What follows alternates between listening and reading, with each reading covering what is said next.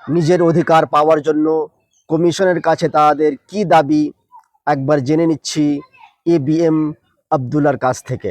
কি দাবি নিয়ে আপনারা আন্দোলনটা করছেন? দাবিটা আমাদের একদমই ক্লিয়ার। দাবিটা হচ্ছে যে সপ্তম SLST 19/6/2023 যে ফর্ম ফিল আপ হয়েছিল, সেখানে প্রাইমারি টু একদম উচ্চ পর্যায়ে অর্থাৎ 12 পর্যন্ত নিয়োগের যে প্যানেল দিয়েছিল সেটাতে ফর্ম ফিল আপ করিয়েছে এবং রীতিমতো তার প্রসেস এগিয়েছে। কিন্তু একাদশ, দ্বাদশ, 9, 10 নিয়োগ হয়ে গেছে। আপার প্রাইমারি এবং প্রাইমারিটাকে আটকে রেখেছে। কেন আটকে রেখেছে, কি জন্য আটকে রেখেছে, আজকেই আমরা সেটা শুনতে এসেছি।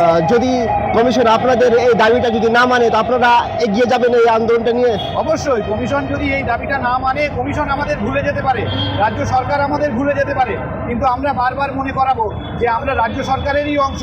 আর কমিশন তো আমাদের পূর্বপুরুষের দ্বারা তৈরি, সেটা মাদ্রাসা সার্ভিস কমিশন, সেটা একটা সাংবিধানিক একটা সংস্থার মধ্যে যে তার একটা স্বতন্ত্র আছে।